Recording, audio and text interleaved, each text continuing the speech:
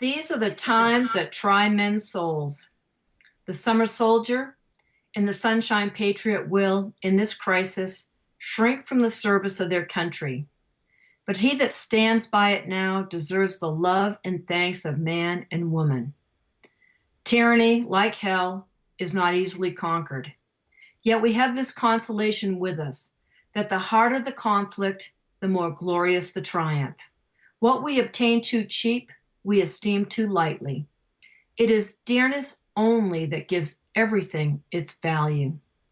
Heaven knows how to put a proper price upon its goods, and it would be strange indeed if so celestial an article as freedom should not be highly rated. That's from our brother Thomas Paine in The Crisis. It's March 10th, and this is Sacred Cow BBQ. I'm Patricia Aiken, an average host with exceptional guests. First, I'd like to give a short report on the support rally for Cliven Bundy and all the political prisoners today in Las Vegas. Dee and April, you did a fabulous job on signs. My favorite was, "Do you smell an FBI cover-up?" At the height of the rally, they estimated there were probably 300 people were gathered on the sidewalks with flags, signs, and bullhorns. Of course, the Bundy family was well represented. Carol Bundy, along with Arden and Stetsy, Cliven's sisters, Margaret and Lily. What was impressive to me was the support from Lavoy and Jeanette's daughters, Brittany and Tara, who actually sang their original song to the crowd. I don't know how they do it. Not only were there people from Utah, but California as well. It was a great turnout. The family was able to make it into the courtroom, but most of the supporters were crowded out by the media. When asked for his plea, Cliven said he would only enter a plea if the court could prove jurisdiction over him. The magistrate judge, of course, refused and entered a plea of not guilty. Hey, good work, Cliven. Next week on the 17th, there is supposed to be a hearing for release until trial, but it's not showing on the docket report yet. Trial is set for May 2nd. I predict the feds will ask for a continuance. I'm sure I can speak for the Bundys when I say thank you to everyone for your support today. The biggest thing that stood out to me this week in this criminal Bolshevik saga is the story of who shot Lavoy being changed from the Oregon State Police. Remember the Oregon legislator voting to protect the, quote, shooter, like we all can't see that there's at least 3. And since Oregon State Police are required to have dash and body cams, and that they're insisting that footage doesn't exist, the FBI has now come forward in claiming that it was an elite team of FBI agents. Well, I'm going to call Bravo Sierra on that too and say it was, in my opinion, mercs from the IMF. Time will tell.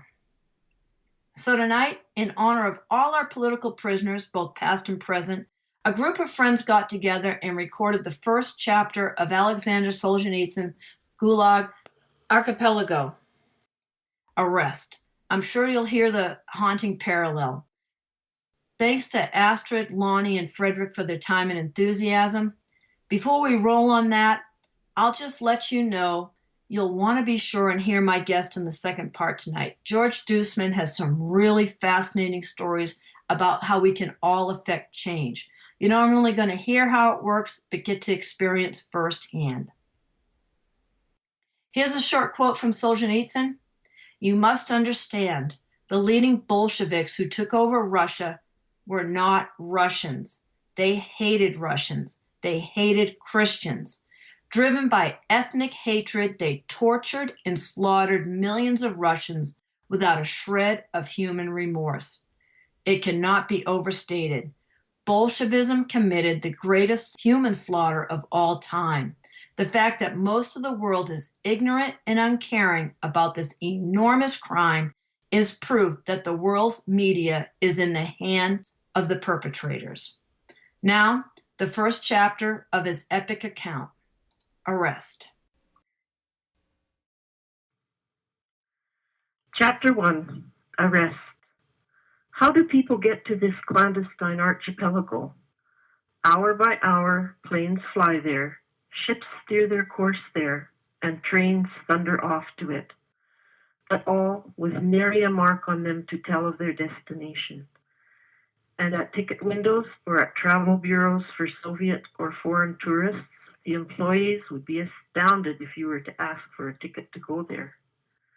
They know nothing, and they've never heard of the archipelago as a whole or of any one of its innumerable islands. Those who go to the archipelago to administer it get there via the training schools of the Ministry of Internal Affairs. Those who go there to be guards are conscripted via the military conscription centers. And those who, like you and me, dear reader, go there to die, must get there solely and compulsorily via arrest. Arrest. Need it be said that it is a breaking point in your life, a bolt of lightning which has scored a direct hit on you? That is an unassimilable spiritual earthquake not every person can cope with, as a result of which people often slip into insanity. The universe has as many different centers as there are living beings in it. Each of us is a center of the universe, and that universe is shattered when they hiss at you. You are under arrest. If you are arrested, can anything else remain unshattered by this cataclysm? But the darkened mind is incapable of embracing those displacements in our universe, and both the most sophisticated and the veriest simpleton among us, drawing on all life's experience, can gasp out only, "Me? What for?" And this is a question which, though repeated millions and millions of times before, has yet to receive an answer. Arrest is instantaneous, shattering thrust, expulsion, somersault from one state into another. We have been happily born, or perhaps have unhappily dragged our weary way down the long and crooked streets of our lives, past all kinds of walls and fences made of rotting wood, rammed earth, brick, concrete, iron railings. We have never given a thought to what lies behind them. We have never tried to penetrate them with our vision or our understanding. But there is where the Gulag country begins, right next to us, 2 yards away from us. In addition, we have failed to notice an enormous number of closely fitted, well-disguised doors and gates in these fences. All those gates were prepared for us, every last one. And all of a sudden, the fateful gate swings quickly open, and 4 white male hands, unaccustomed to physical labor, but nonetheless strong and tenacious, grab us by the leg, arm, collar, cap, ear, and drag us in like a sack. And the gate behind us, the gate to our past life, is slammed shut, once and for all. That's all there is to it. You are arrested. And you'll find nothing better to respond with than a lamb-like bleat. "Me? What for?" That's what arrest is. It's a blinding flash and a blow which shifts the present insanity into the past, and the impossible into omnipotent actuality. That's all. And neither for the first hour nor for the first day will you be able to grasp anything else. Except that in your desperation, the fake circus moon will blink at you. It's a mistake. They'll set things right. And everything which is by now compromised in the traditional, even literary image of an arrest will pile up and take shape. Not in your own disordered memory, but in what your family and your neighbors in your apartment remember. The sharp nighttime ring or the rude knock at the door.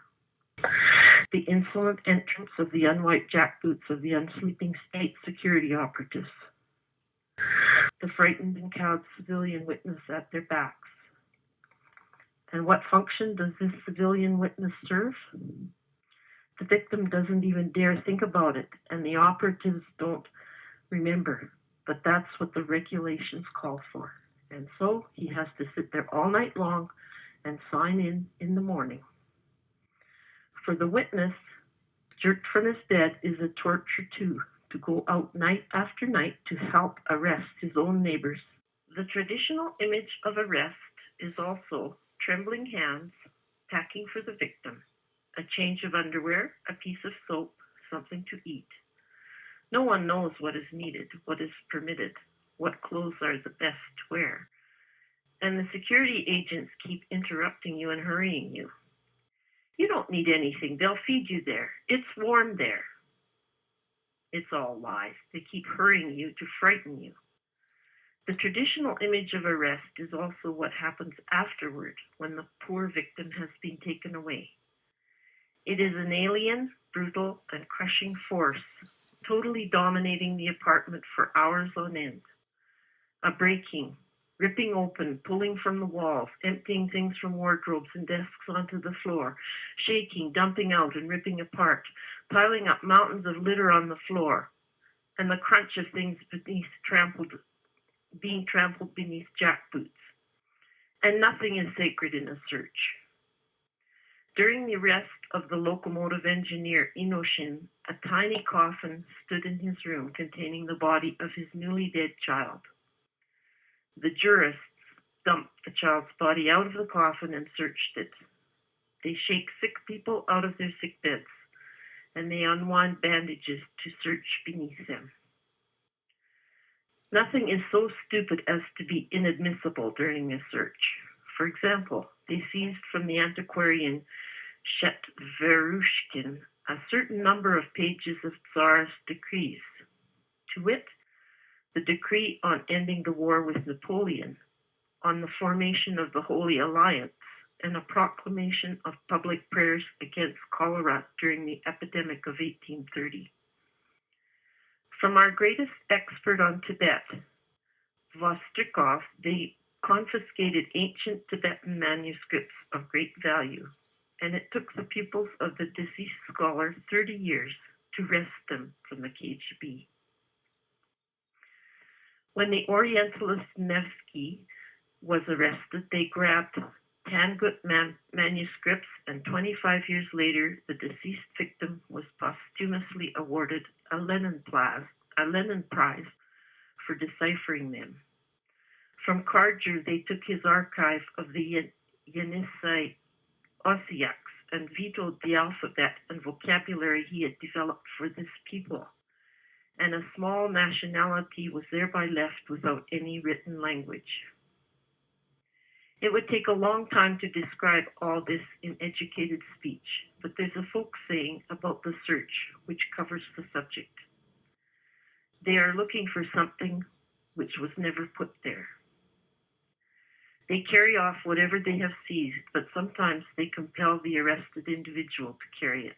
Thus, Nina Alexandrovna Alenchekskaya hauled over her shoulder a bag filled with the papers and letters of her eternally busy and active husband, the late great Russian engineer, carrying it into their maw once and all, forever.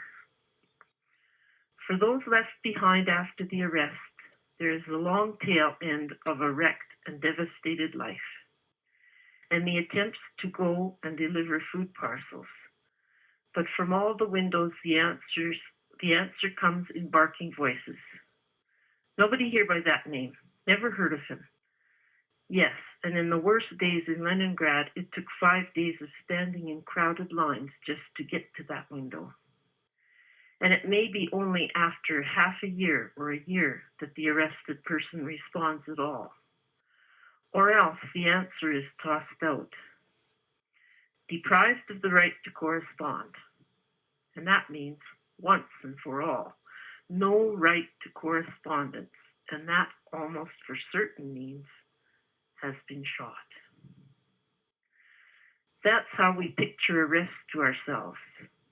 That kind of night arrest described is, in fact, a favorite, because it has important advantages. Everyone living in the apartment is thrown into a state of terror by the first knock at the door. The arrested person is torn from the warmth of his bed. He is in a daze, half asleep, helpless, and his judgment is befogged.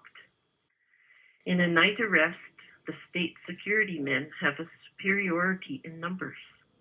There are many of them, armed against one person who hasn't even finished buttoning his trousers. During the arrest and search, it is highly improbable that a crowd of potential supporters will gather at the entrance. The unhurried, step-by-step visits, first to one apartment, then to another, tomorrow to a third and a fourth, provide an opportunity for the security operations personnel to be deployed with the maximum efficiency and to imprison many more citizens of a given town than the police force itself. An advantage to night arrests in that neither the people in the neighboring apartment houses nor those on the city streets can see how many have been taken away. Arrests which frighten the closest neighbors are no event at all to those further away. It's as if they had not taken place.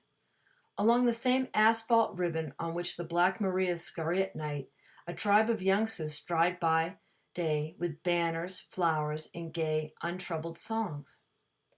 But those who take, whose work consists solely of arrest, for whom the horror is boringly repetitive, have a much broader understanding of how arrests operate. They operate according to a large body of theory, and innocence must not lead one to ignore this. The science of arrest is an important segment of the course of general penology and has been propped up with a substantial body of social theory. Arrests are classified according to various criteria: nighttime and daytime, at home, at work, during a journey, first-time arrests and repeats, individual and group arrests. Arrests are distinguished by the degree of surprise required, the amount of resistance expected, even though of tens of millions of cases no resistance was expected, and in fact there was none. Arrests are also differentiated by the thoroughness of the required search, by instructions either to make out or not make out an inventory of confiscated property, or seal a room or apartment, to arrest the wife after the husband and send the children to an orphanage, or to send the rest of the family into exile, or to send the old folks to a labor prison camp too. So here's the note. And there is a separate science of searches too. I have had the chance to read a pamphlet on the subject for correspondence school law students in Alma Ata. Its author praises highly those police officials who, in the course of their searches, went so far as to turn over 2 tons of manure, 8 cubic yards of firewood, or 2 loads of hay, clean the snow from an entire collective farm vegetable plot, dismantled brick ovens, dug up cesspools, checked out toilet bowls, looked into dog houses, chicken coops, bird houses, tore apart mattresses, ripped adhesive tape off people's body, and even tore out metal teeth in the search for microfilm. Students were advised to begin and end with a body search. During the course of the search, the arrested person might have grabbed up something that had already been examined. They were also advised to return to the site and to search at a different time of day and night to carry out the search all over again. No, arrests vary widely in form. In 1926, Irma Mendel, a Hungarian, obtained through the Comintern 2 front-row tickets to the Bolshoi Theater. Interrogator Klegel was courting her at the time, and she invited him to go with her. They sat through the show very affectionately, and when it was over, he took her straight to the Lubyanka. And if on a flowering June day in 1927, on Kuznetsky most, the plump-cheeked, red-headed beauty Anna Shrimpnikova, who had just bought some navy blue material for a dress, climbed into a hansom cab with the young man about town, you can be sure it wasn't a lover's tryst at all, as the cabman understood very well and showed by his frown he knew the organs don't pay. It was an arrest. In just a moment they would turn on the Lubyanka and enter the black maw of the gates. And if, some 22 springs later, Navy Captain second-rate Boris Burkovsky, wearing a white tunic and a trace of expensive eau de cologne, was buying a cake for a young lady, do not take an oath that the cake would ever reach the young lady and not be sliced up instead by the knives of the men searching the captain and then delivered to him in his first cell. No, one certainly cannot say that daylight arrest during a journey, or arrest in the middle of a crowd, has ever been neglected in our country. However, it has always been clean cut, and most surprising of all, the victims, in cooperation with the security men, have conducted themselves in the noblest conceivable manner, so as to spare the living from witnessing the death of the condemned. Not everyone can be arrested at home. With a preliminary knock at the door, and if there is a knock, then it has to be the house manager or else the postman, and not everyone can be arrested at work either. If the person to be arrested is vicious, then it's better to seize him outside his ordinary milieu, away from his family and colleagues and from those who share his views, from any hiding places. It is essential that he have no chance to destroy, hide, or pass on anything to anyone. VIPs in the military or the party were sometimes first given new assignments, ensconced in a private railway car, and then arrested en route. Some obscure, ordinary mortal, scared to death by epidemic arrests all around him and already depressed by a week of sinister glances from his chief, is suddenly summoned to the local party committee, where he is being beamingly presented with a vacation ticket to a Sochi sanatorium. The rabbit is overwhelmed and immediately concludes that his fears were groundless. After expressing his gratitude, he hurries home triumphant to pack his suitcase. It is only 2 hours till train time, and he scolds his wife for being too slow. He arrives at the station with time to spare, and there, in the waiting room or at the bar, he is hailed by an extraordinarily pleasant young man. "Don't you remember me, Peter Ivanitch?" Peter Ivanitch has difficulty remembering. "Well, not exactly. You see, although—" The young man, however, is overflowing with friendly concern. "Come now, how can that be? I'll have to remind you." And he bows respectfully to Peter Ivanitch's wife. "You must forgive us." And he bows respectfully to Peter Ivanitch's wife. "You must forgive us. I'll keep him only 1 minute." The wife accedes, and trustingly the husband lets himself be led away by the arm, forever or for 10 years. The station is thronged, and no one notices anything. Oh, you citizens who love to travel, do not forget that in every station there is a GPU branch and several prison cells. This importunity of alleged acquaintances is so abrupt that only a person who has not had the wolfish preparation of a camp life is likely to pull back from it. Do not suppose, for example, that if you are an employee of the American Embassy by the name of Alexander D., you cannot be arrested in broad daylight on Gorky Street, right by the Central Telegraph Office. Your unfamiliar friend dashes through the press of the crowd and opens his plundering arms to embrace you. "Sasha!" He simply shouts at you with no effort to be inconspicuous. "Hey, pal, long time no see. Come on over, let's get out of the way." And at that moment, a Pabetta sedan draws up to the curb, and several days later, TASS will issue an angry statement to all the papers alleging the informed circles of the Soviet government have no information on the disappearance of Alexander D. But what's so unusual about that?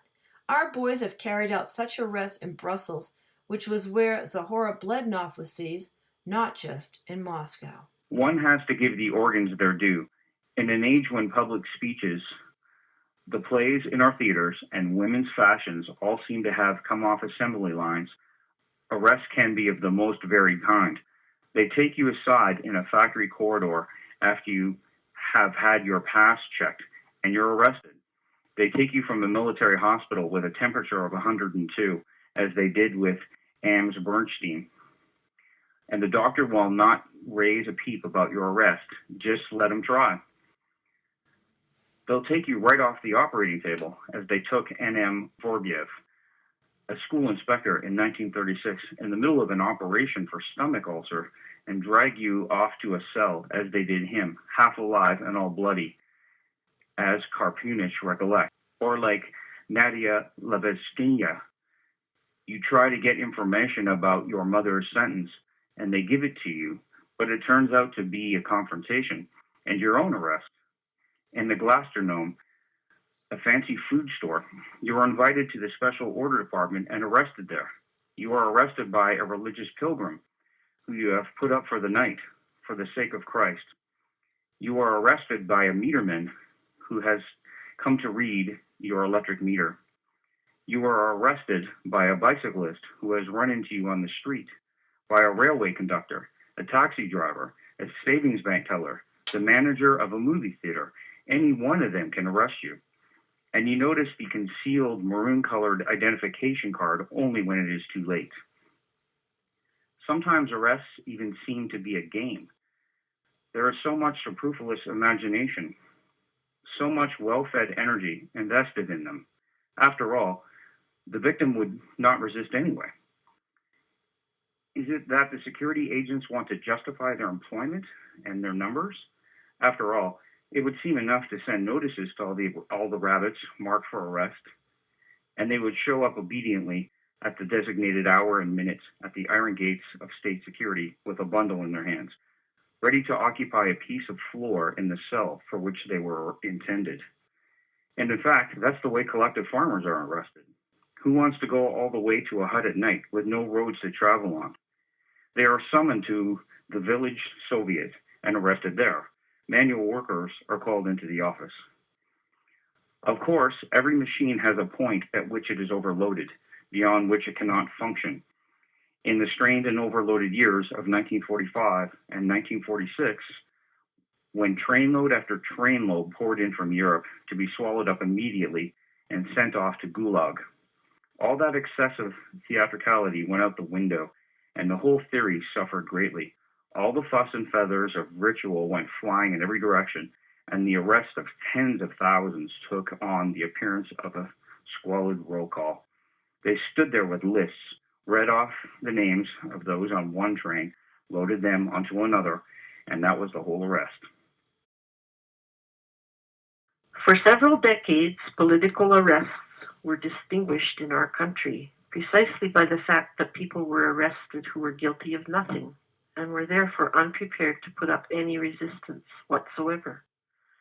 There was a general feeling of being destined for destruction, a sense of having nowhere to escape from the GPU NKVD, which, incidentally, given our internal passport system, was quite accurate.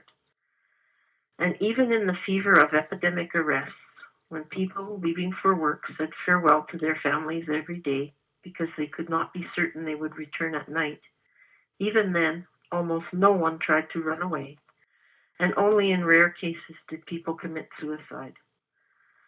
And that was exactly what was required. A submissive sheep is a find for a wolf. This submissiveness was also due to ignorance of the mechanics of epidemic arrest. By and large, the organs had no profound reason for their choice of whom to arrest and whom not to arrest. They merely had overall assignments, quotas for a specific number of arrests. These quotas might be filled on an orderly basis or wholly arbitrarily.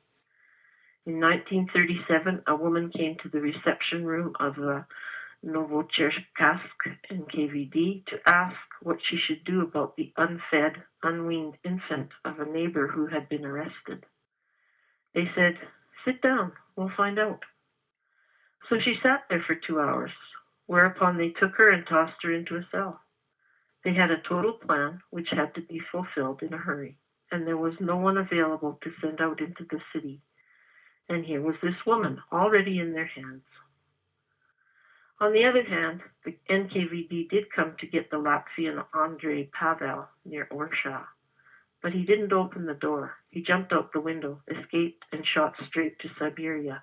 And even though he lived under his own name, and it was clear from his documents that he had come from Orsha, he was never arrested, nor summoned to the organs, nor subjected to any suspicion whatsoever.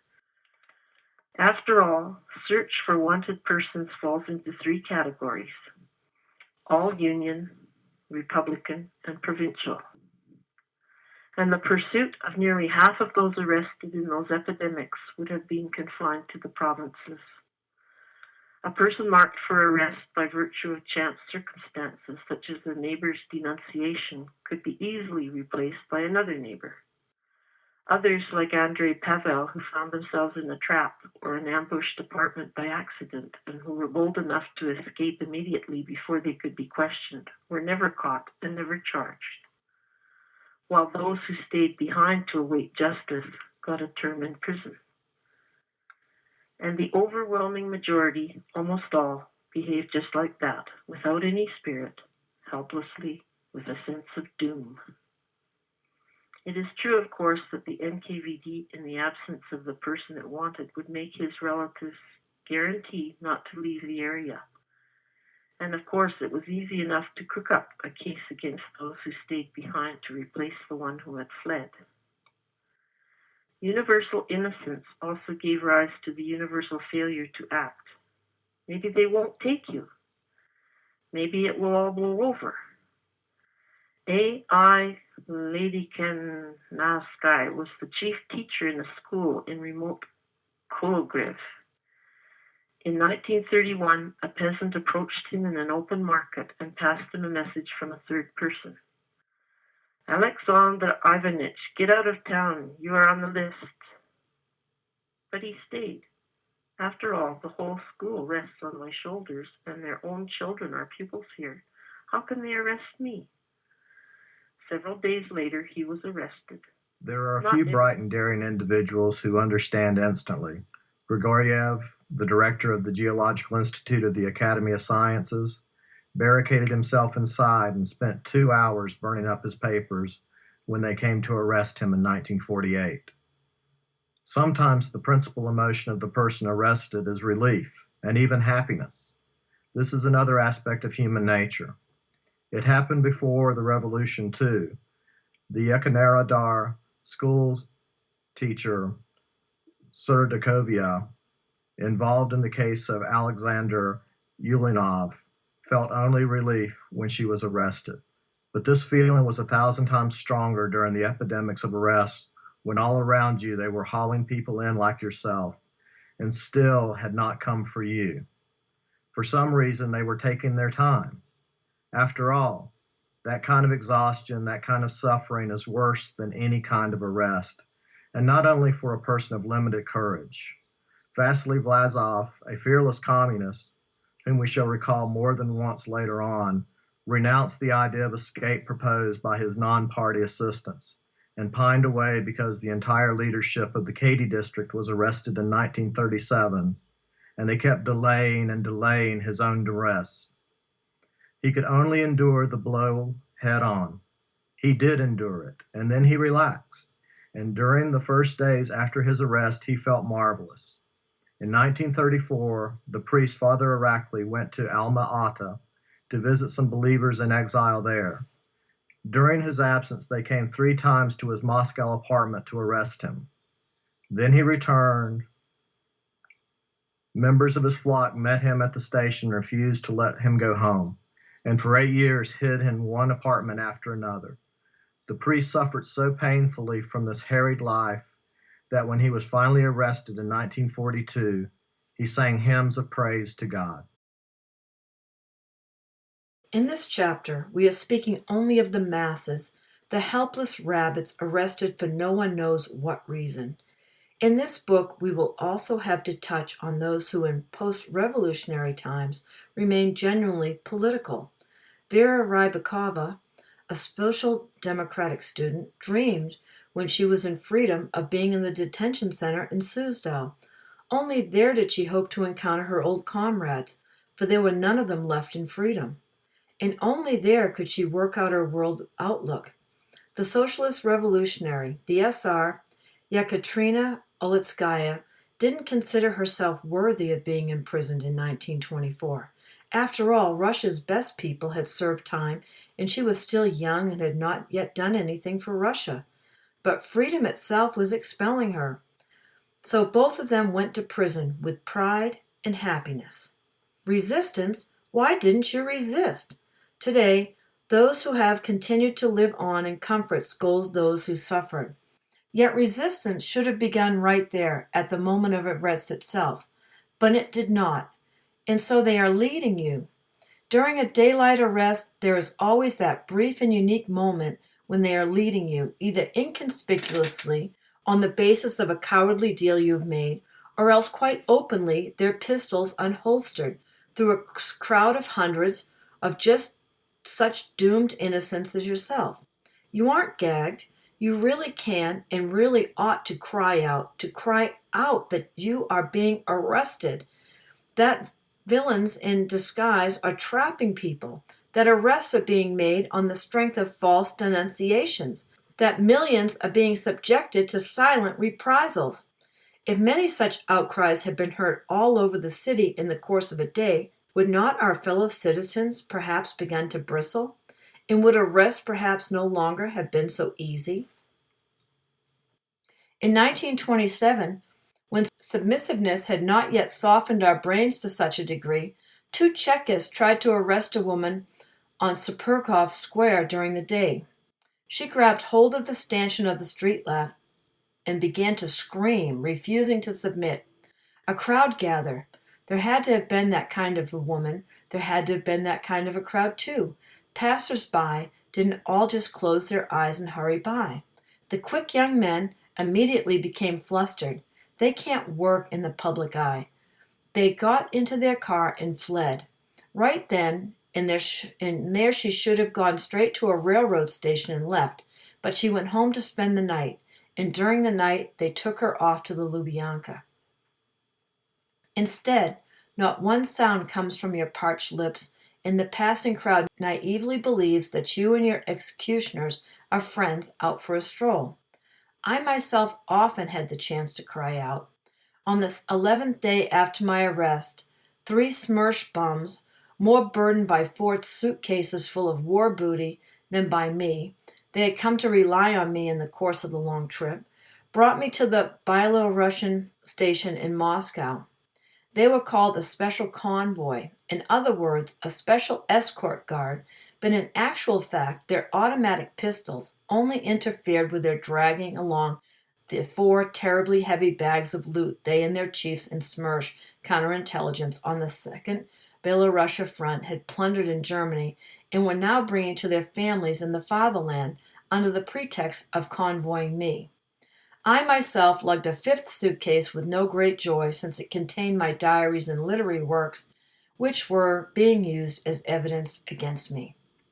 Not one of the 3 knew the city, and it was up to me to pick the shortest route to the prison. I had personally to conduct them to the Lubyanka, where they had never been before, and which, in fact, I confused with the Ministry of Foreign Affairs.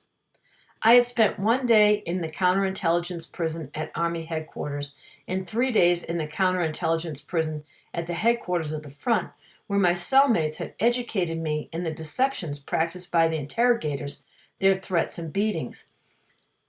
In the fact that once a person was arrested, he was never released, and in the inevitability of a 10-year sentence, and then by a miracle I had suddenly burst out of there and for 4 days had traveled like a free person among free people, even though my flanks had already laid on rotten straw beside the latrine bucket, my eyes had already beheld beaten up and sleepless men, my ears had heard the truth, and my mouth had tasted prison gruel. So why did I keep silent? Why, in my last minute out in the open, did I not attempt to enlighten the hoodwinked crowd? I kept silent too, in the Polish city of Brodnica, but maybe they didn't understand Russian there. I didn't call out one word on the streets of Bialystok, but maybe it wasn't a matter that concerned the Poles. I didn't utter a sound at the Wojciech station, but there were very few people there. I walked along the Minsk station platform beside those same bandits as if nothing at all were amiss. And now I was leading the Smersh men through the circular upper concourse of the Byelorussian radial subway station on the Moscow Circle line, with its white ceiling dome, brilliant electric lights, and opposite us, 2 parallel escalators, thickly packed with Muscovites, rising from below. It seemed as though they were all looking at me. They kept coming in an endless ribbon from down there, from the depths of ignorance, on and on, beneath the gleaming dome, reaching toward me for at least one word of truth. So why did I keep silence? Every man always has handy a dozen glib little reasons why he is right not to sacrifice himself. Some still have hopes of a favorable outcome to their case and are afraid to ruin their chances by an outcry. For after all, we get no news from the other world, and we do not realize that from the very moment of arrest, our fate has almost certainly been decided in the worst possible sense, and that we cannot make it any worse. Others have not yet attained the mature concepts on which a shout of protest to the crowd must be based. Indeed, only a revolutionary has slogans on his lips that are crying to be uttered aloud. And where would the uninvolved, peaceable average man come by such slogans? He simply does not know what to shout. And then, last of all, there is the person whose heart is too full of emotion, whose eyes have seen too much, for that whole ocean to pour forth in a few disconnected cries. As for me, I kept silent for one further reason, because those Muscovites thronging the steps of the escalators were too few for me, too few. Here my cry would be heard by 200 or twice 200, but what about the 200 million? Vaguely, unclearly, I had a vision that someday I would cry out to the 200 million. But for the time being, I did not open my mouth, and the escalator dragged me down implacably, down into the netherworld. When I got to a Cockney Ryad, I continued to keep silent, nor did I utter a cry at the Metropole Hotel, nor wave my arms on the Golgotha of Lubyanka Square. Mine was probably the easiest imaginable kind of arrest. It did not tear me from the embrace of kiss. With a sharp turn, I broke away from the hands of the Smersh men and stepped back to the brigade commander. I had never known him very well. He had never condescended to run-of-the-mill conversations with me. To me, his face had always conveyed an order, a command, wrath. But right now, it was illuminated in a thoughtful way. Was it from shame for his own involuntary part in this dirty business? Was it from an impulse to rise above the pitiful subordinations of a whole lifetime? 10 days before, I had led my own reconnaissance battery almost intact out of the fire pocket in which the 12 heavy guns of his artillery battalion had been left. And now he had to renounce me because of a piece of paper with a seal on it? You have, he asked weightily, a friend on the 1st Ukrainian front? It's forbidden. You have no right, the captain and the major of counterintelligence shouted at the colonel. In the corner, the suite of staff officers crowded closer to each other in fright, as if they feared to share the brigade commander's unbelievable rashness. The political officers among them already preparing to present materials against him. But I had already understood. I knew instantly I had been arrested because of my correspondence with a school friend, and understood from what direction to expect danger. Zakhar Georgievich Travkin could have stopped right there. But no. Continuing his attempt to expunge his part in this and to stand erect before his own conscience, he rose from behind his desk. He had never stood up in my presence in my former life and reached across the quarantine line that separated us and gave me his hand, although he would never have reached out his hand to me had I remained a free man. And, pressing my hand, while his whole suite stood there in mute horror, showing that warmth that may appear in a habitually severe face, he said fearlessly and precisely, I wish you happiness, Captain.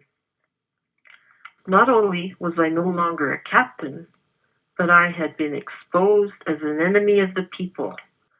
For among us, every person is totally exposed from the moment of arrest. And he had wished happiness to an enemy?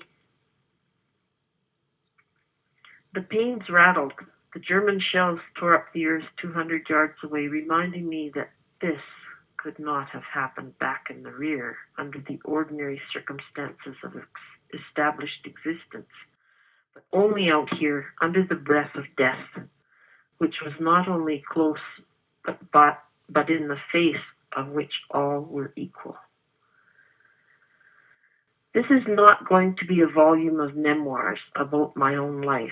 Therefore, I am not going to recount the truly amusing details of my arrest, which was like no other.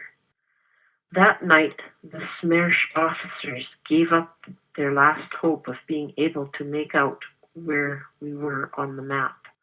They never had been able to read maps anyway. So they politely handed the map to me and asked me to tell the driver how to proceed to counterintelligence at Army headquarters. I, therefore, led them and myself to that prison, and in gratitude, they immediately put me not in an ordinary cell, but in a punishment cell.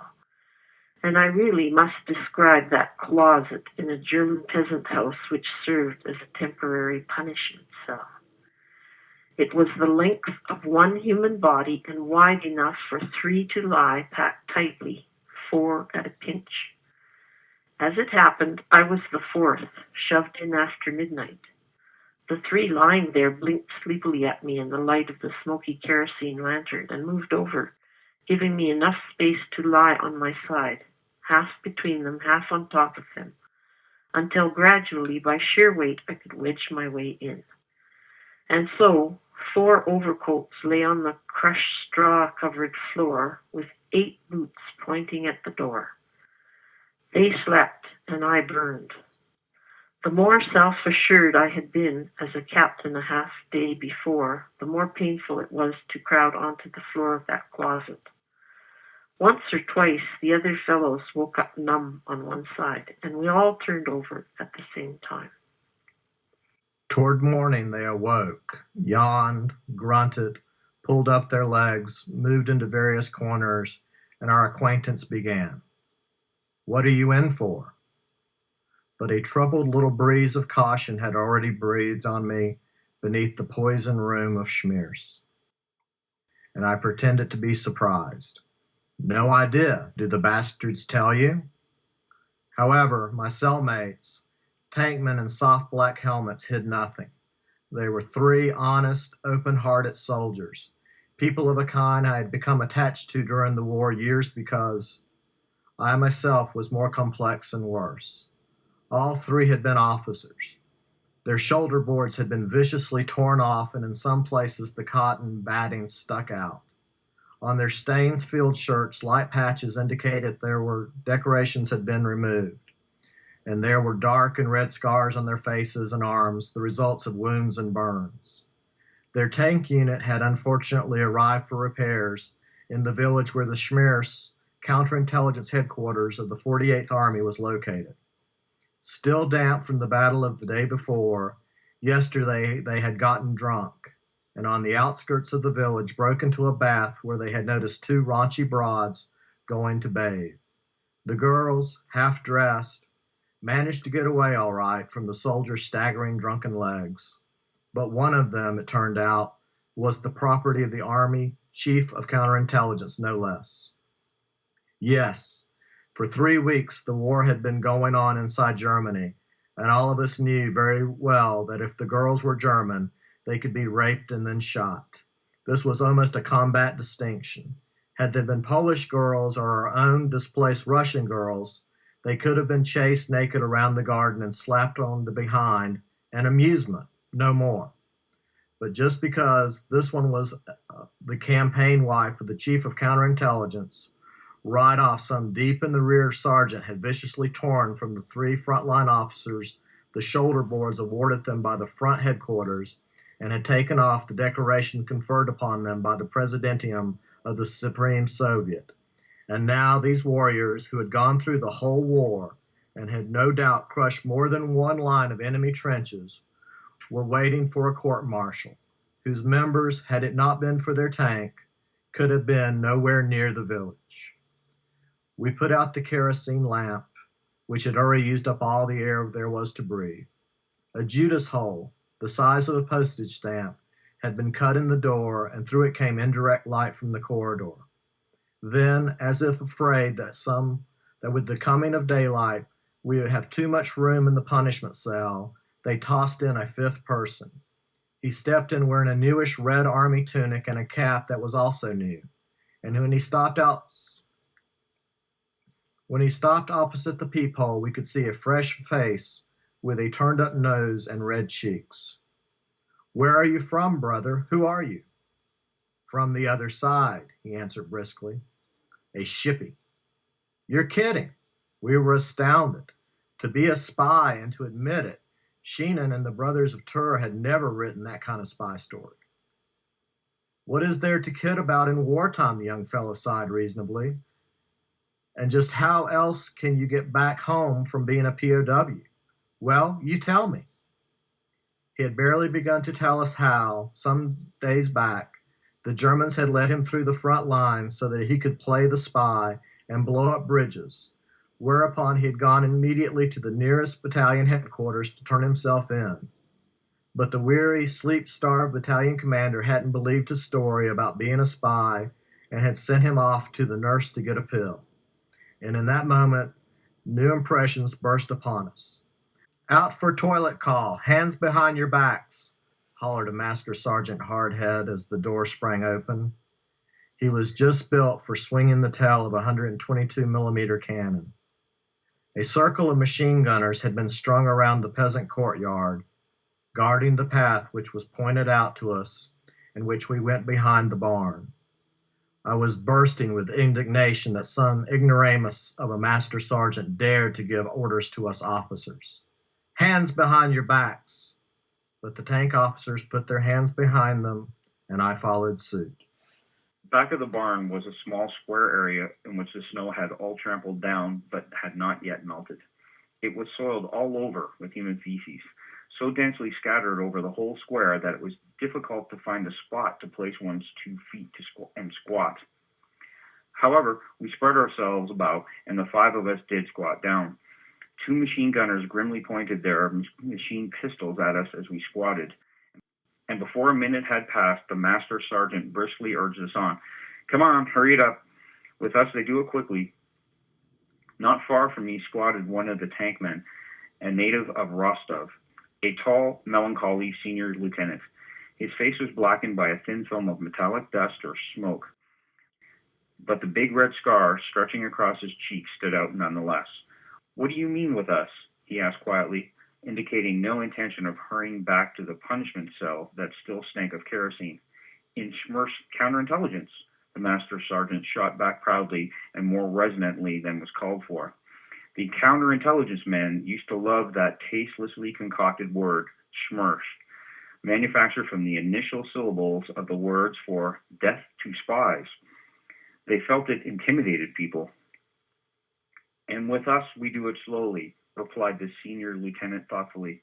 His helmet was pulled back, uncovering his still untrimmed hair. His oakened, battle-hardened rear end was lifted toward the pleasant, coolish breeze.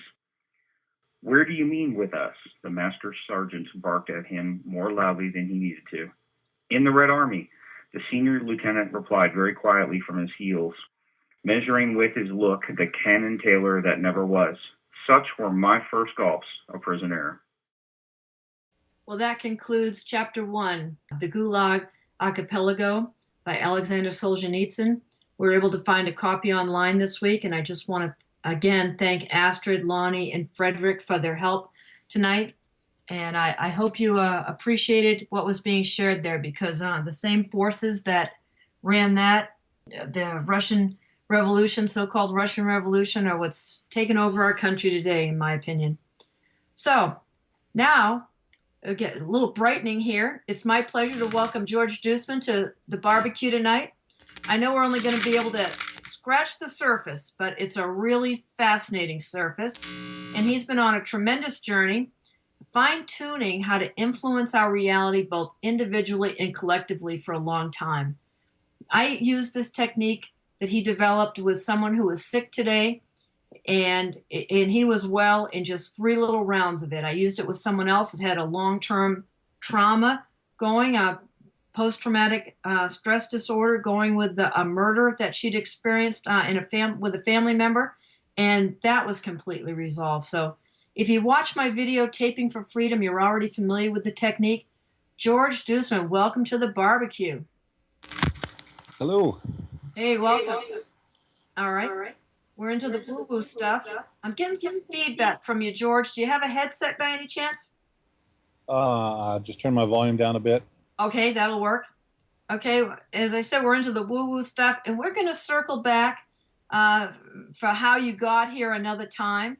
But tonight I want to focus on this advanced and amazing simplified tapping technique that you've developed.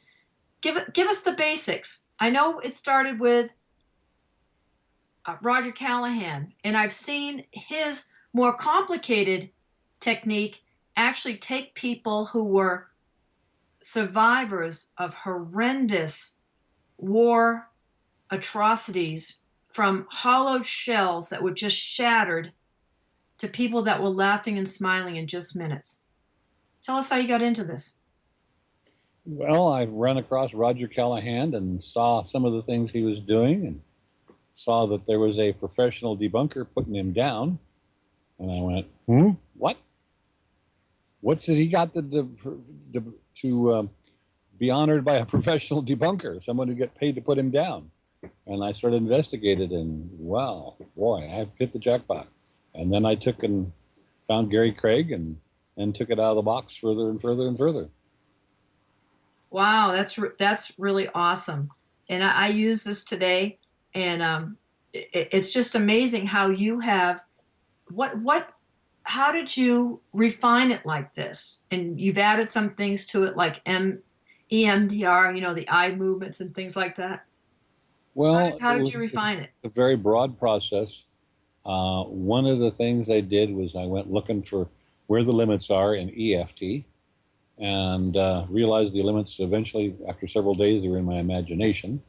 So I tapped to empower my imagination and get a good glimpse of the possibilities. And boy, I created a landslide after 6 hours after I did the tapping for that. And one of the coolest insights, so simple, so profound, is to tap to manifest insights. Oh, that's awesome. And I just want to let everyone know that EFT stands for Emotional Freedom Technique. All right, and that was what in this fast emotional freedom technique. And now there's CTT. Yep, we just decided to call it consciousness transformation tapping because we were getting some wonderful transformations in consciousness. Yeah, you've got to. Let's talk about the one I think is the most fun is manifesting money. Tell us the story of the woman that needed the money to move. Oh, well, that's just a simple EFT technique, basically. We've taken. She needed $4,000. She figured $3,000 for the truck and $1,000 for expenses. And we tapped to manifest that $4,000, and after we tapped one round, I said to her, "Okay, how confident are you on a scale of 0 to 10 that you're going to have it?" And she said a 10, and I kind of went, "Yeah, right." A 10, just one round of tapping, and you're going to manifest $4,000. Boom. Yeah. So I said to her, "All right, how can I test it?" I said below my breath, I was saying, "How can I test it? You want to bet?" And she thought for a little bit, and she says, yeah, let's bet." And I went, "Oh, okay, I give." You're a 10. And she had checked she kept her money in a plastic bag inside an envelope inside a plastic bag. And she lived in a country, not the U.S., and she didn't know the currency there. So she only used U.S. currency. And so she had gotten a crude count before we did the tapping, and 2 days later or 3 days later, she went to get an exact count, and there was another envelope inside that plastic bag. And the envelope was a bank envelope containing that foreign country's currency.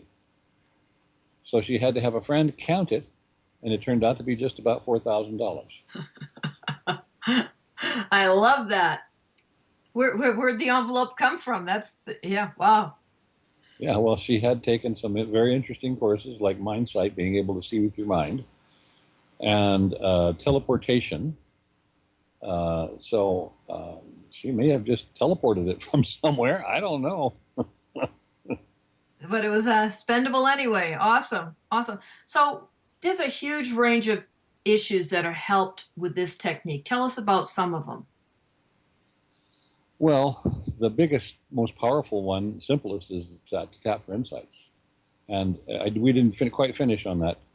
Okay, sorry. So when I ran into some of my own problems, I tapped for insights on how to solve them, because some of the times I wasn't getting results with the tapping for myself. And what came was to form a group, because not everybody has the same limitations I have. And so we formed a group, and we had everybody tap for one person what they wanted to manifest. And I started getting what I wanted when I was blocked. And after a couple of months, I asked the group to tap to manifest improvements to the process.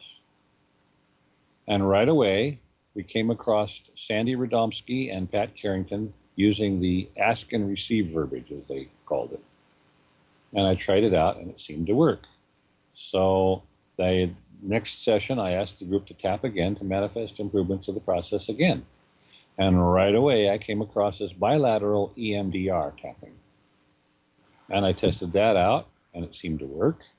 And so I combined the two, and it seemed to work really good. And after a month or more of testing, I realized it was way easier, it was faster, and it seemed to work slightly better.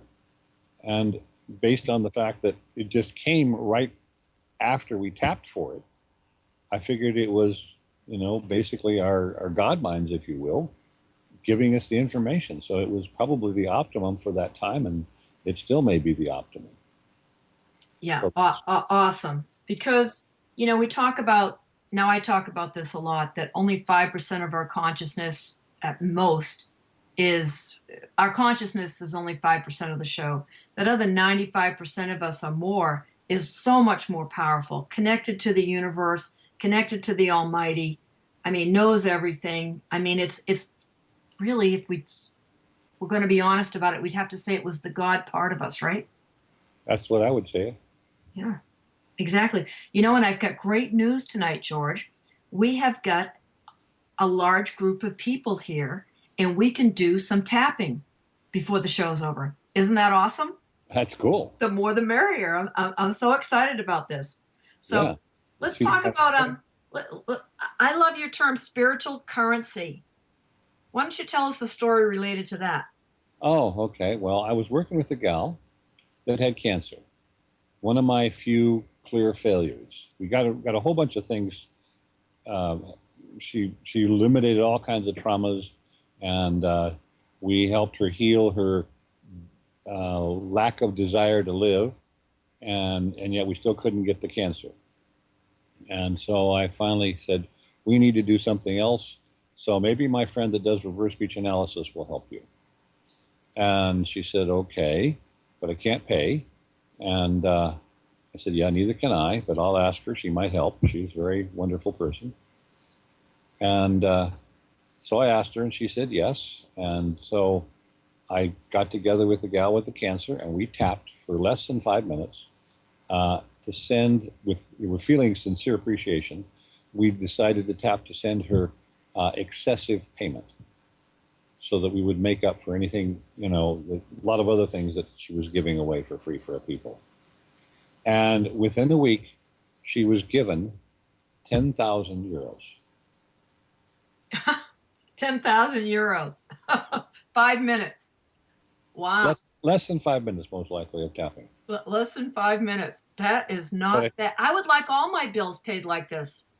I hope tonight that we can do this, for you, for me, for all the people that volunteer their time to put on radio shows like this, not only here on Revolution Radio, but everywhere. Can we tap for them as a group, or do we have to name them individually? I'm not totally sure on that, actually. I think it, Well, tap and get the answer for me. Come on. I've never seen a tidal wave that we've created, but I've seen some powerful stuff. So if we had a tidal wave of, donations to all kinds of radio people that are doing good jobs, then that could happen. I can't say it won't happen, but I've seen, when you're specific, you can see the results. When you're general, it's much more difficult to see the results. Okay. All right. Well, we can be specific. I got a few people in mind, you and me included. Okay. So let me ask you this. What is it about the tapping process? What is it? I mean, are we going into an alpha state? What does the tapping do quickly? Because it's a really simple technique that you fold your arms and that your hand is resting on your arm naturally. And then you tap with one hand 3 to 10 times and the other 3 to 10 times as you're saying this really cool verbiage. So what is it about that makes that work? I don't have the answer to that, but I do know that a big part of it is the fact that it is a natural transmission of love oftentimes. Wow. For instance, I did a demonstration for 4 women way back when, and everybody got something, and I then asked them to tap for my stuffy nose. My nose was stuffy, and it still is stuffy, even to this day. I haven't completely got it cleared. But anyway, I asked them all to tap along with me for my stuffy nose. And at the end of the tapping, I was all choked up and crying. I didn't know what hit me, but it was wonderful and profound, one of the most profound experiences of my life. And I was puzzling over it for a long time, and finally I found this EFT master that had a radio show, was asking for questions for his radio show. So I emailed him and asked him if he'd had experiences like that with people, where a group of people tap for one person. And he says, yes, when we have somebody with serious diseases, we often have the whole workshop tap for them. And he says, in that situation, your experience is very common. When you have all that moving love come to you, it is profound indeed. And so then I realized that the tapping can be love without any form. Just pure love. And I don't fully understand how the tapping does that, but I've experienced it myself powerfully. I mean, when you can't almost talk and you're crying, it's incredible. And then in one of our tapping groups, this one fellow, he had trouble selling his house. We ran into a couple blocks on selling his house. And finally, the third try, I asked him, what kind of blocks might you have around that house? And he said, well, when I first moved in here, I had a crazy girlfriend. And so I said, all right, on a scale of 0 to 10, how strong is it? He said, it's a 9. So we all tapped for his crazy girlfriend pain. And at the end of the tapping, I said, okay, how strong is it now? And I heard, woo, woo, woo, woo, woo. He got hit so hard by the love he couldn't talk. I've been that way before. I've been that way.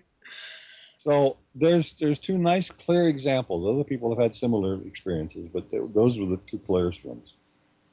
The tapping, it seems to be based on love. I don't understand how you can, say words and tap on your arms and produce love, but it does happen.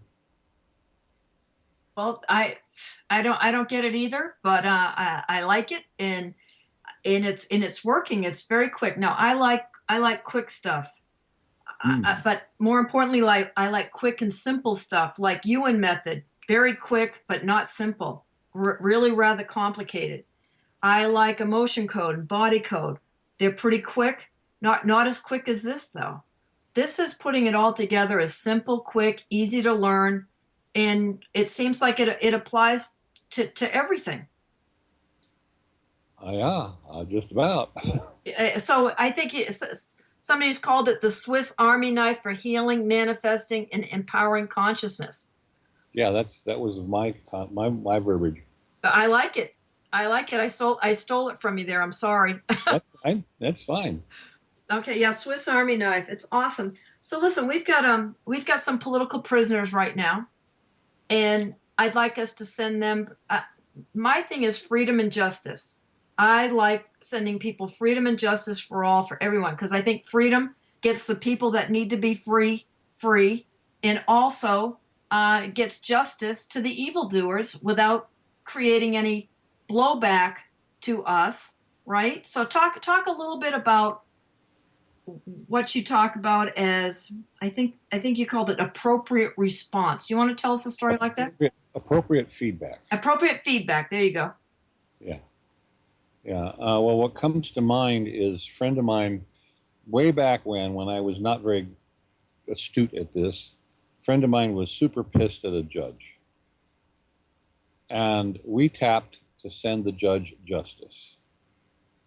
And she was all caught up in some legal stuff. And the day of the trial, it was canceled. The judge was in the hospital. Now, Aw, you know, poor judge.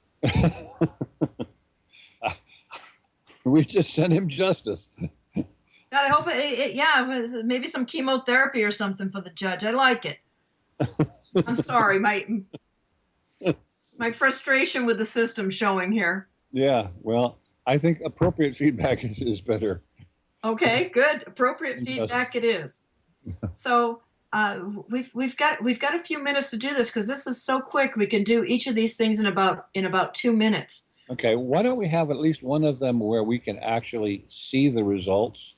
Because I think when the results show up, it will be inspiring. Okay, well, I can report on that. I have a couple of needs this week, and I'm not usually the one to talk like this, but if you'd like to tap for that for me, I'll be able to give you immediate feedback. Okay. Does that work? Yeah, that's good. Okay, yeah, I'm not shy. That's fine. Okay.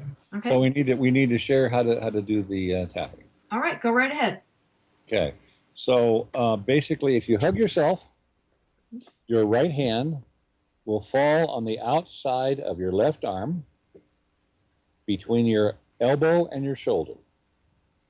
And you tap or pat, really. You pat with your whole hand 3 to 10 times there.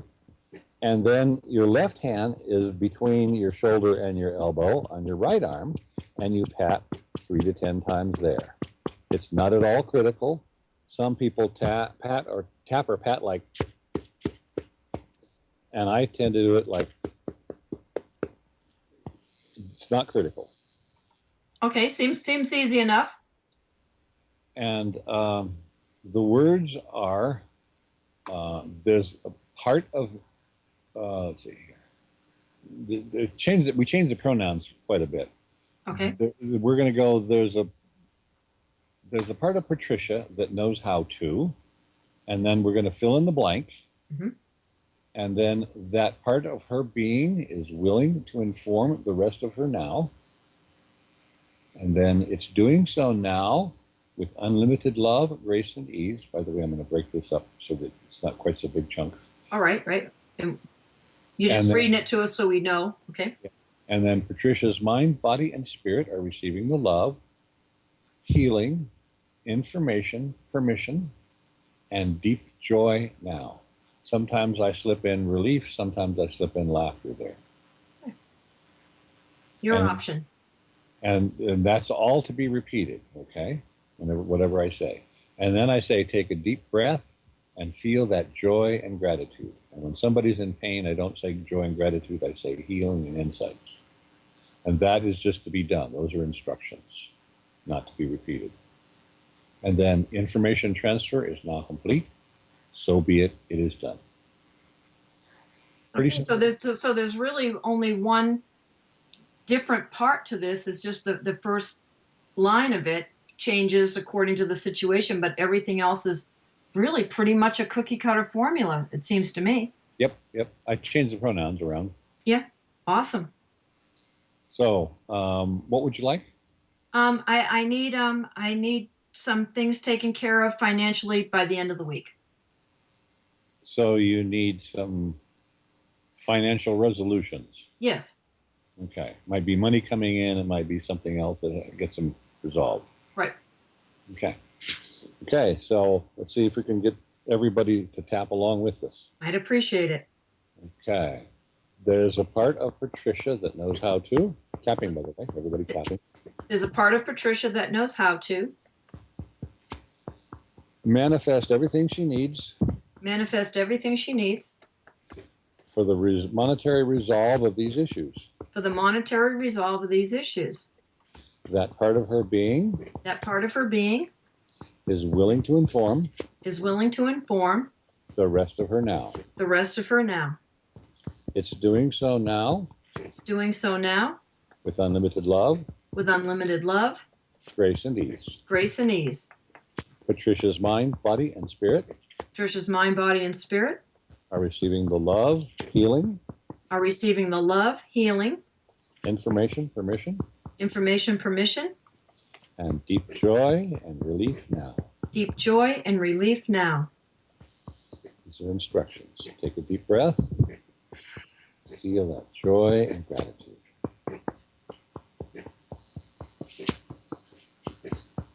Now repeat these. Information transfer is now complete.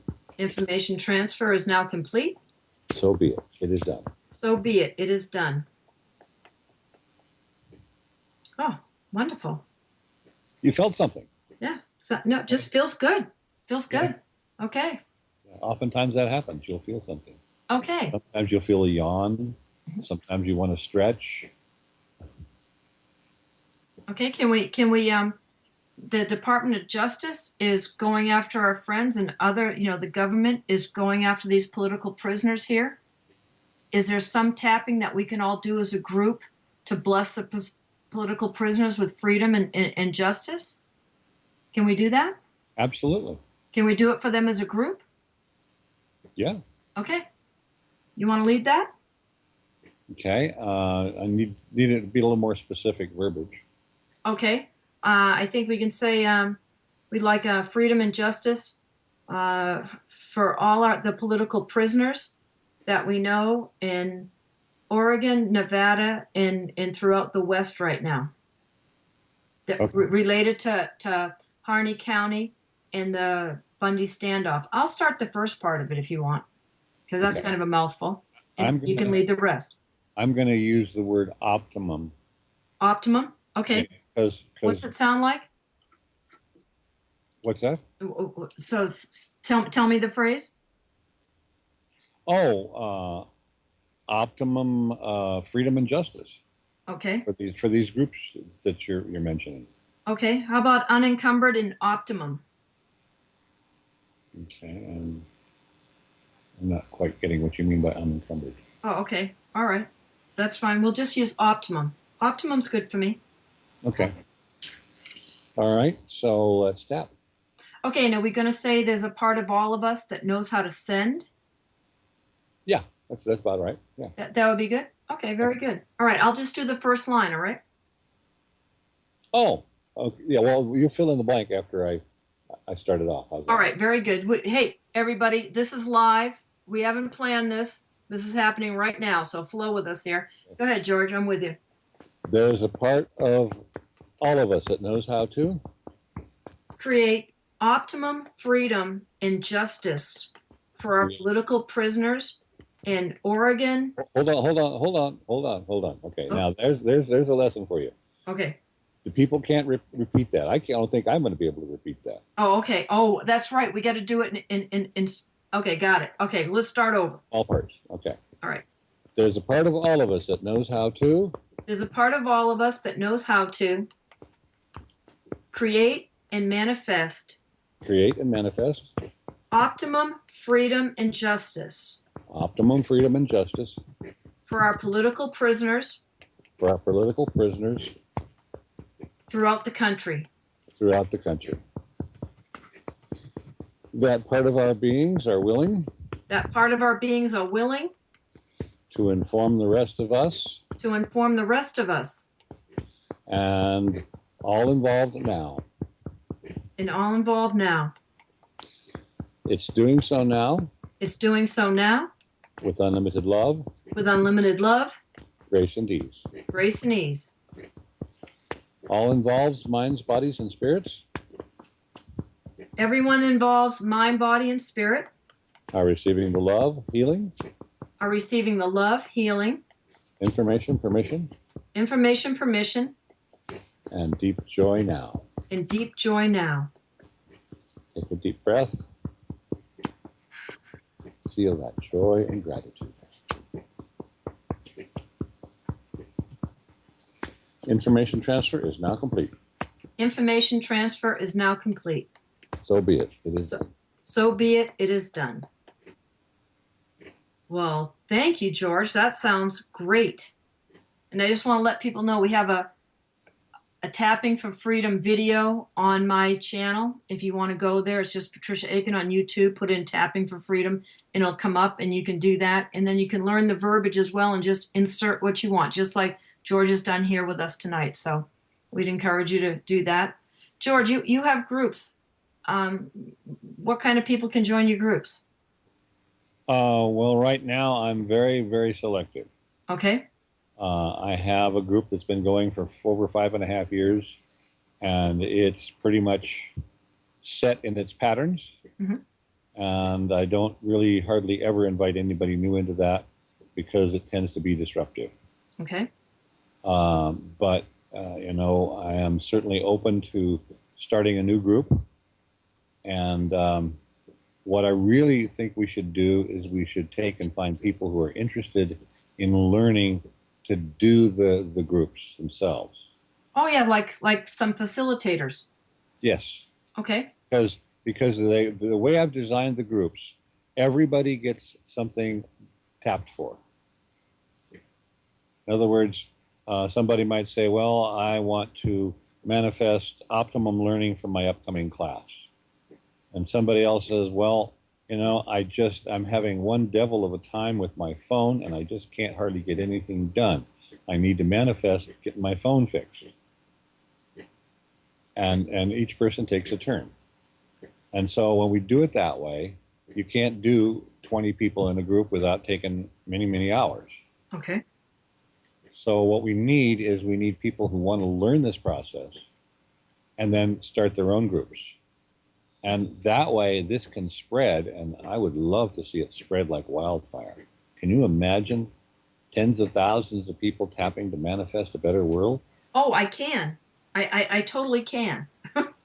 So that's why we're talking here tonight, because this is my heart beats with yours on this, that I think we can make changes and we can empower people, because this is a very fluid thing that we call reality. Just like that money showed up in that lady's plastic bag, an extra envelope, I believe we can make even bigger changes to raising people's consciousness, changing the vibration of the planet, you know, of the world.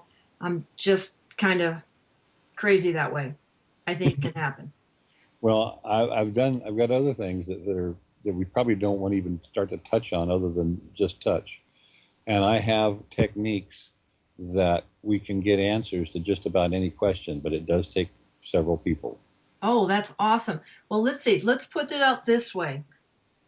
If you'd like to, or if you know someone that would be really good, we do this on Skype. I'm sure we could do it at Zoom or some other platform too. But Skype is free. And if you would like to start out being a facilitator, how many people would be in a group? We usually do 3 to 10. 3 to 10. Okay, for 3 to 10 people. And it takes maybe a half an hour, 45 minutes, an hour. How long does the group last? Well, it depends upon the group. Some people just want to get right to the tapping, and there isn't much talk. And that can happen in an hour, maybe an hour and 15 minutes. Other times people are just having so much fun that the tapping group can even go for 2 hours.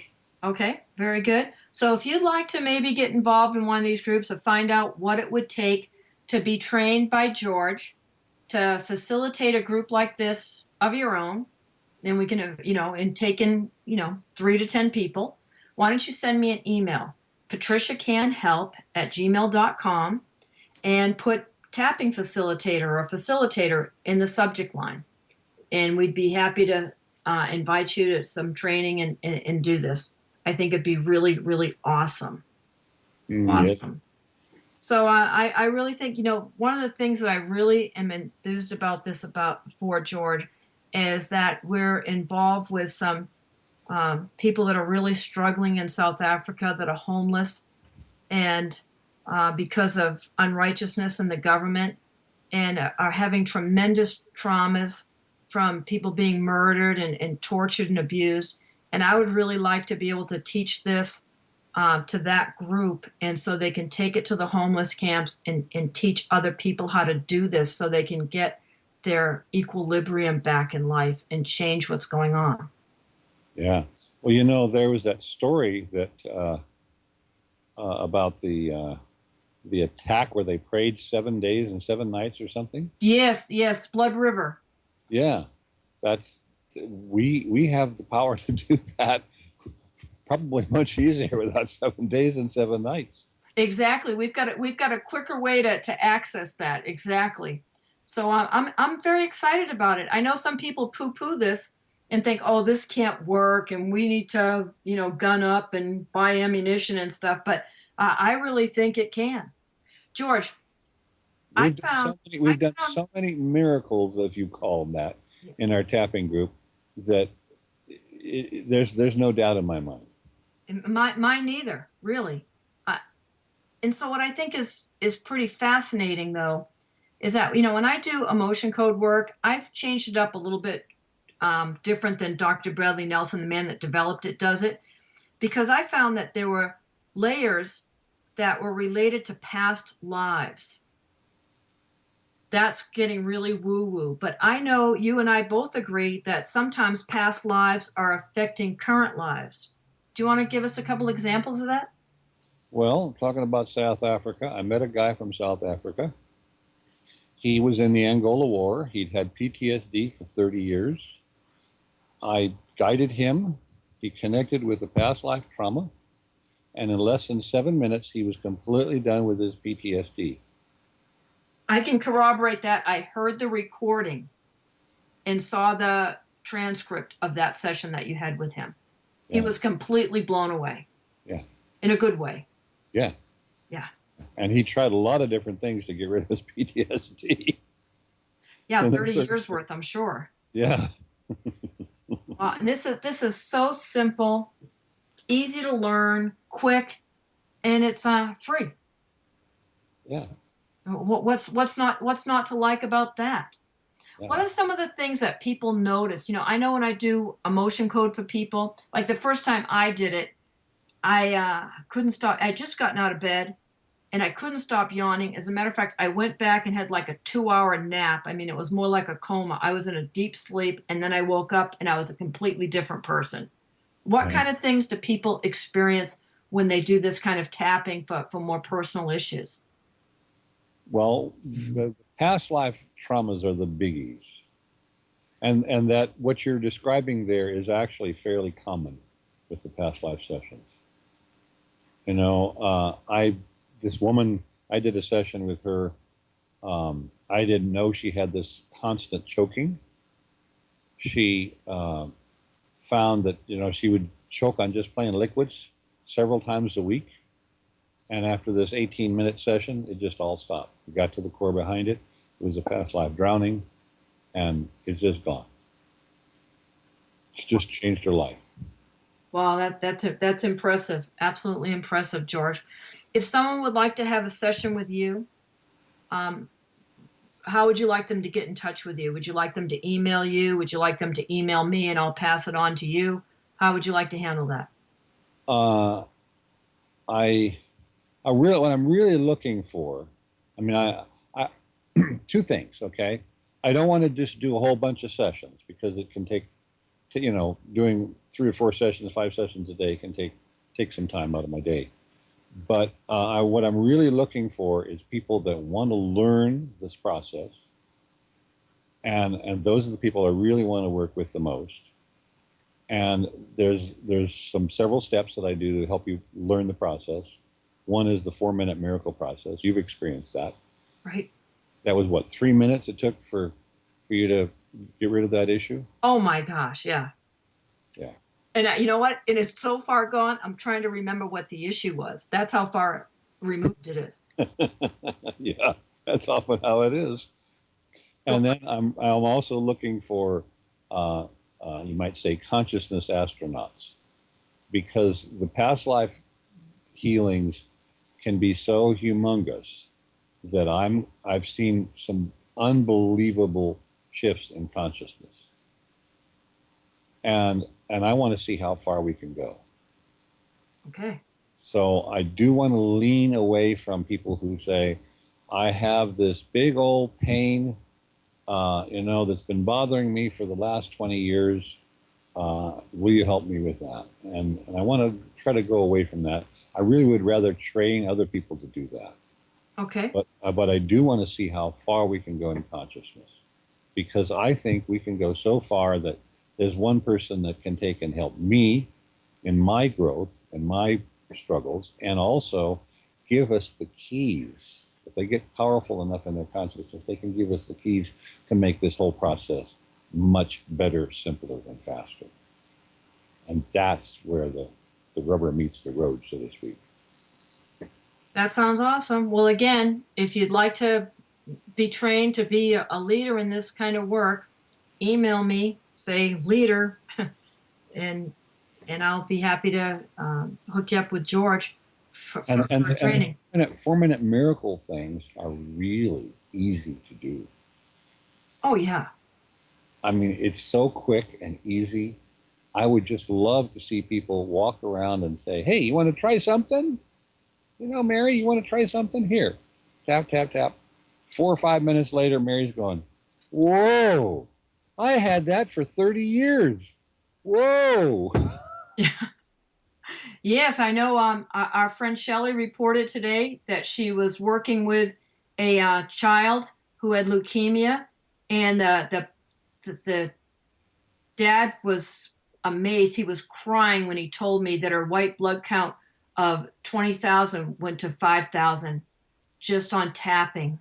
I mean, our body has an innate doctor. All our bodies do, and that know how to heal ourselves. You and I talk about Joe Dispenza quite a bit.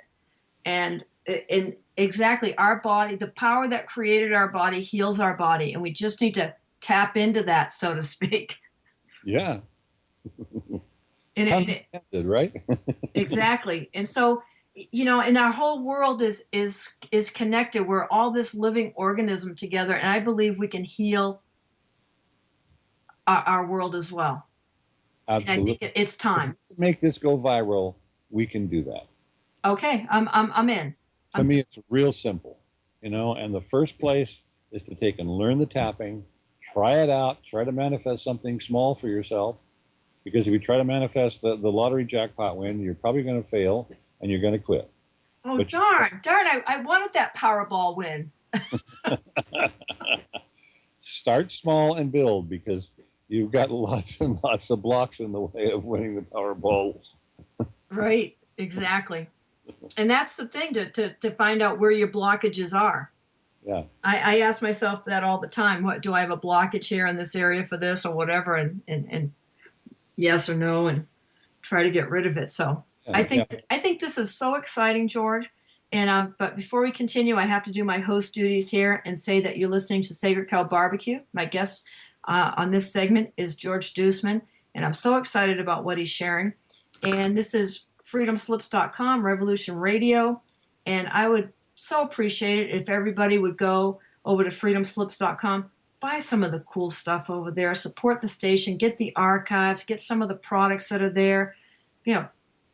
Just throw us a few dollars every so often. If everybody that listened would do that, just even $2 a month, we wouldn't have to make these kind of silly announcements. So we'll do some I'll do some tapping for that too. So yeah. What are some of the most unusual things that you've seen people manifest? Oh, you want the most unusual? Yeah, why not? This is far out. Okay, I'm sitting down. Go ahead. Okay. All right. Well, let's see. I was thinking and talking with this friend here. He just sent me an email. Not just sent me. It was years ago. He says, I figure I better write this down someplace so that I would not forget. Last Saturday night, George called And after talking for a while and about to end our talk, I mentioned that my back muscles were stiff and hurting. Was having problems standing up and walking. Both sides of my back muscles were hurting and stiff from working that day. George and I did a round of tapping for my back. Took a shower and hot tubs for about 10 minutes. When I laid on my back on the bed started to massage my back. Sounds unusual. The 4-inch wool mattress that I was laying on went up and down. Or something or someone was massaging my back. My body went up and down without my doing it. It was like being massaged with up and down movements without my doing anything. It was not muscle spasms. Hard to explain. I was thinking, how is this happening? Is it my body doing it? No, my body was not moving. Just the bed under my body was going up and down, massaging me. I laid there, not moving and wondering what is happening. Seemed to go on for quite a few minutes. Not sure how many minutes it lasted. By the time this bed massage was over, my back felt perfect. Slept well, woke up with no back pain. This is the first time that it has happened to me. I just laid there wondering, how is this? What is this? Who is doing this? And wow, it feels great. His wife was gone to her sister's place for Easter weekend, so he was alone. Wow, I wonder if you can get couples massage this way too if she was home another time and save yourself $200. The wool mattress he was laying on gave him a massage. How do you explain that one? That's pretty bizarre. That's no doubt about it.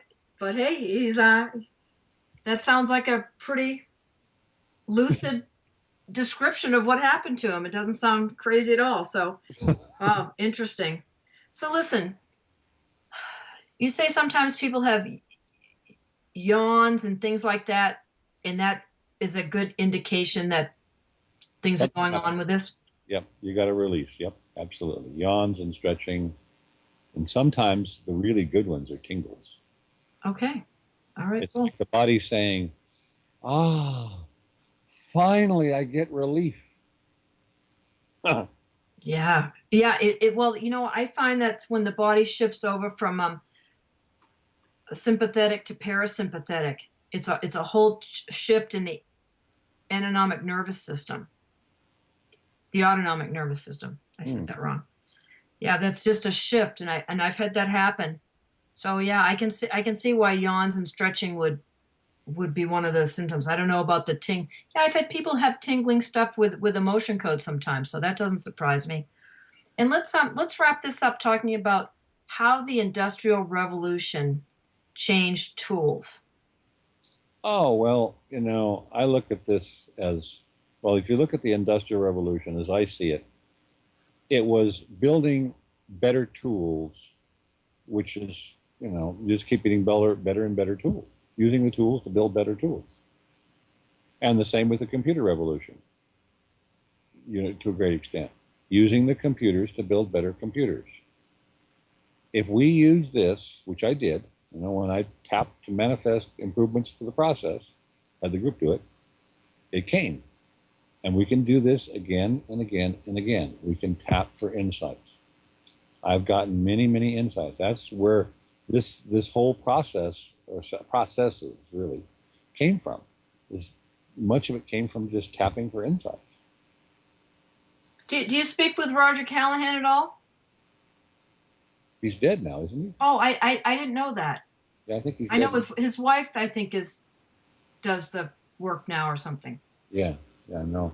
I have spoken with Gary Craig, and he dismissed much of my work because he didn't feel people were open to past lives. Yeah, well, you know what? Can I let you in on a secret? When I have a client that's not into past lives, I'll go, okay, anything prenatal, inherited, and then I'll say silently, past life. And sometimes it'll come up past life and I'll go, okay, yeah, one extra round for that. Go ahead. I'm sneaky about it. Yeah. Well, past lives are so subtle but so profound when you connect with them. For instance, a lot of people are interested in getting rid of their money box. And I'll give you a real quick story. The second time I did a session for this fellow around his money box, we basically state where we want to go with trauma, but we don't know where we're being guided to. And he finds himself looking down into this deep green pool. And he knows no idea, neither do I, of why he's looking down into this deep green pool. Even though he asked for money box, he's looking down into this deep green pool. And pretty soon he says, oh my gosh, there's gold coins down there. There's gold bars down there.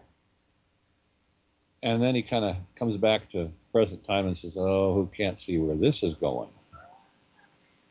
And so anyway, he says as an 18 or 19-year-old, he dives down into this deep green pool, way down at the bottom, grabs the gold bar, starts swimming up, and only then does he realize how heavy gold is underwater, like rock, Swims like crazy, gets up to the top, gets a gulp of air, and only then does he realize he's not done. That gold bar is pulling him right back down, really big time. Swims like crazy again. This time he gets a gulp of water instead of air, and he's done. Yeah, I can see how that could put a damper on your quest for finances. Yeah, so in his soul, golden opportunities equate to instant death. So he wants to sabotage him every time. Huh. So when you resolved this for him, did his financial picture change? Looked like it a little bit. I don't think we got them all, but it was several months later. He was telling me he had his wife had cancer, and she had to quit her job, and he knew his job was coming to an end, and he lost his job, and yet it was several months later. He was telling me about the new computer he bought, and it had one of those super fast electronic drives. I presume all he did was redesign his retirement or something, but he was suddenly having enough money to buy a new computer. Okay, then. We did something. Seemed to work good. We did something. It wasn't complete by any means, I'm quite sure, but we did something. Wow. I think this is just so fascinating, George. Like I said, we only had time to really scratch the surface. I think we've got time for maybe a quick story. Got another one that you want to share with us? Give me an area. I got tons of stories, but Healing, physical healing. Oh, okay. That's actually rare because we don't do that much. There was the migraines. Okay, it took 3 past life sessions, and this woman got multiple times in past lives she'd had head bashing. The last one we worked on, she was a brute, smashing people's heads in, even children, on rocks. And we took and we healed the pain, the remorse, or whatever it was on the 3rd session. One of them, she was a past life Laplander and fell on rocks. But there was 3 different sessions, and her persistent migraines just disappeared. Boy, I don't know a migraine sufferer that wouldn't love that. Yeah, that was more drawn out because it took 3 sessions. Right. Well, like I told you earlier, I worked with someone this morning who'd been sick in bed for several days, and he was still, not feeling 100%. As a matter of fact, he was maybe, halfway to himself. A 5. I said, on a scale of 1 to 10, hour 5. He was better after a couple rounds. George Duisman, thank you so much, everyone. This wraps another Sacred Cow BBQ. Appreciate you coming tonight.